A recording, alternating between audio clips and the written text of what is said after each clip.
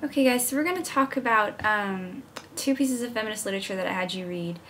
And the first is The Story of an Hour, and this is a seminal text within feminist literature, along with several other by Chopin, because Chopin was a force of nature when it came to voicing feminist critique of the male patriarchy. So Chopin herself, she had a very long background with very unhappy marriage. She married a man named Oscar Chopin at age 20 and had 6 children with him. And he had several business endeavors which failed. And by the time he died in 1882, he had over $12,000 in debt left for her and children. So she was a very critical of the institution of marriage, which is what you see in the text here. And Chopin actually had a very difficult life.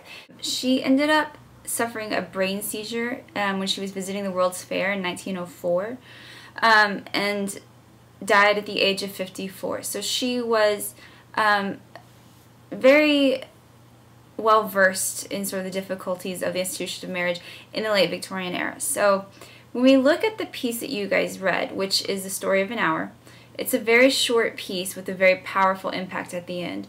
And I had you read it because I wanted you to see how shocking and amazing her writing is.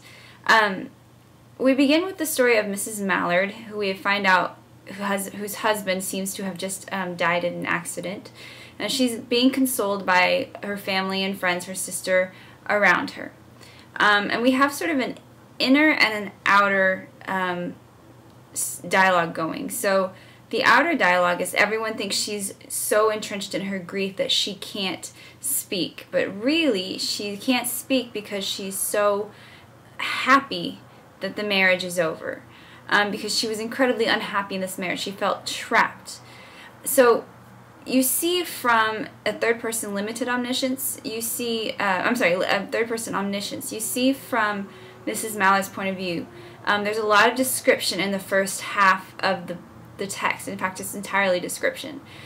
So you see her surrounded by everyone, and you see her look out. She says that she could see this open square before her in the housetops, and she could see springing new life below. So there's a clear metaphor for this concept of rebirth and renewal, and out of a situation that was supposed to be devastating. So note that there's this juxtaposition of city and nature here representing rebirth and spring and promise, versus where she's stuck inside this house with all these mourning people. And that's where her focus is. It's not on the people, and it's not on her supposedly dead husband. It's on this far-off promise of rebirth and renewal. So when she sits, she cries, but she doesn't cry for the reason that everyone thinks that she's crying. So she says that she was waiting for something fearfully. She didn't know what it was, but she felt it creeping out of the sky towards her through the sounds, the scents, the colors. So we have all this very sensory image. If you're going to do this as a film, you might imagine this as her in sort of the black and white inside the building, and this concept of color and light and sound sort of making their way towards her. This is the feeling that she's trying to convey. And it says that when she abandoned herself, when she abandoned the expectations of grieving that she's supposed to have at her husband's death, she realizes what it is that is coming towards her. It's this notion of freedom. So the first words we have from her are free, free, free. It says the vacant stare and look of terror that had followed it went from her eyes when she realizes that it's freedom that she has now. So if you understand the institution of marriage in Victorian era, a woman had very little rights, obviously no right to own property, obviously no right to vote yet or anything like that. But she was essentially the property of her husband at the time. So she has absolute freedom now. Not only is she free from him, but she's free with his money as well, if you think about that. So this is what marriage is at this time period for many women, not for all. But the idea of romantic and love-based marriage doesn't come into vogue until the early 20th century. So at the time, marriage was not viewed as this romantic endeavor. It was viewed as something sensible and logical and something women were expected to do. They were expected to marry, have children, and raise a family. and it was for the benefit of their family. If you've ever seen Pride and Prejudice or read it, you understand how marriage is about preserving the family and about preserving the money and the lineage of the family as well. So she is now free, and she has this, it's a juxtaposition, they call it a monstrous joy that beholds her. So if you are Mrs. Mallard, think about what you're supposed to be feeling versus what you're feeling, and the sort of inherent guilt in that, but also the freedom that comes with that sort of delicious guilt of knowing that you are no longer beholden to this institution. It says, and yet she had loved him sometimes, often she had not, but what did it matter? What could love, the unsolved mystery, count for in the face of this possession of self-assertion, which she suddenly recognized as the strongest impulse of her being? So she's saying, Chopin is saying that marriage itself is a strong institution, but this independence that a woman can have through or after marriage or outside of marriage is so much stronger. And this is a wildly inappropriate thing to say at this time period. You do not critique marriage in this way. You do not say that a woman is better off independent from a man, especially outside of marriage, than she would be inside of marriage.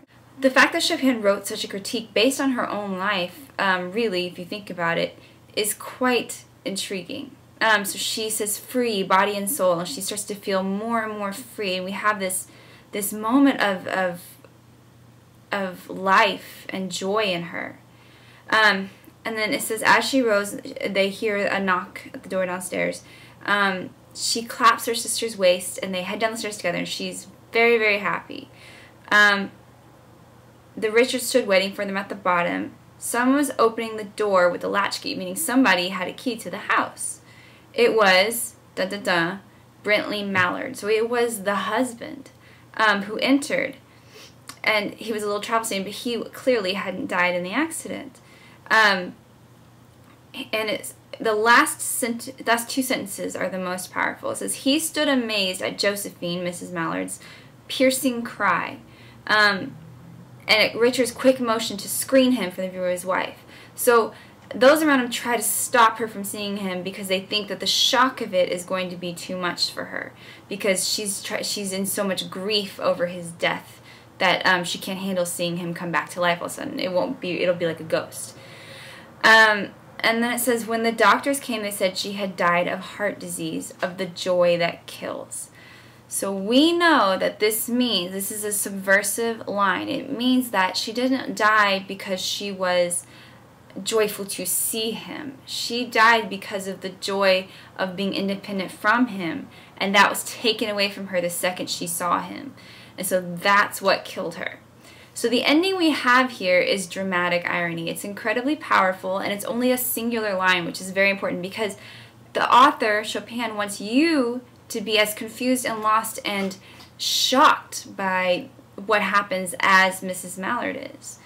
So that is the story of an hour. It's a really powerful story. It's a powerful piece if you look at it. And I want you to notice the imagery, the way that the first half is entirely description, and the second half is where the dialogue is. So we only have a voice from her, a freedom, a voice when she is independent. That's very important when you talk about feminist literature.